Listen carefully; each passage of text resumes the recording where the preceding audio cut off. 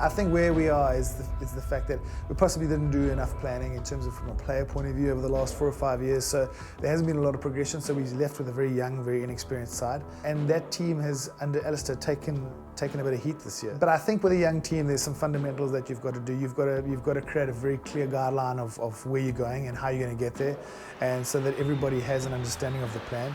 And then in a very short period of time, those that don't agree with the plan sort of fall out of the system, or they buy into the system and the sort of machine starts to take in effect. And what he needs to do to implement that is he's got to make some really big calls in the next sort of 3 or 4 months. He's got to decide on his 30-odd players and decide on who his World Cup final team is in the next 3 months, and work the next 3 years towards getting that team experienced, understanding each other, and successful from a results point of view as well. The teams that fall behind are the teams that don't adapt to the way referees are told to blow the game. And the policy amongst referees is to allow for more rugby to happen, and they have been told to make the game more exciting, and the teams that fight that are falling by the wayside. So there needs to be an adaptation, especially from our point of view. At the moment, I think South Africa is in a transitional period where they've got to, as 6 franchises, decide what the right way to play is for South Africa, to both be able to attack with ball in hand effectively, understand the offload and the value thereof to break the line, as well as knowing full well that we do have 120 kilogram loose forwards that come around the corner, and as boring as it looks, are hard to stop. And once we get that balance right, I think this team will start to find its legs.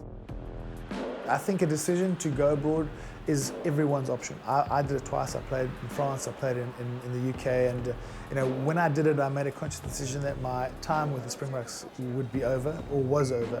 I think that decision now has been taken away. So in the decision process of a player deciding whether he's 23, 24, 25, or 31, 32, 33, he doesn't really have to make the decision as to whether he goes abroad and gives his Springbok opportunity to play for the Springboks away. And I think that's hurt us a little bit. Right now, I think it's devalued the Springbok jersey. I think that players that invest their time and their skills in the country should be rewarded, and it's what New Zealand does, it's what England does. Those are the 2 teams who are at the top of the world. They're ranked 1 and 2.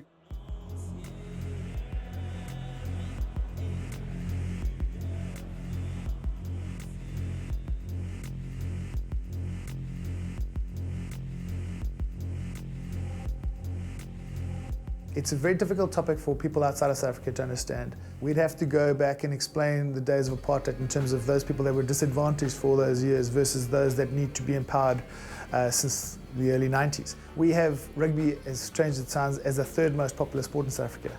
Football is first, boxing is second.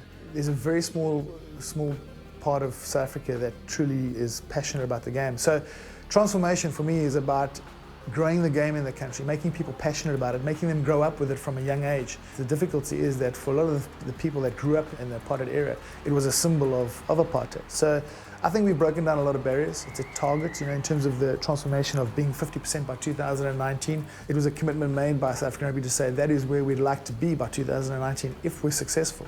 And the success will be when we've turned the whole of South Africa into a rugby-loving nation of over 50 million people.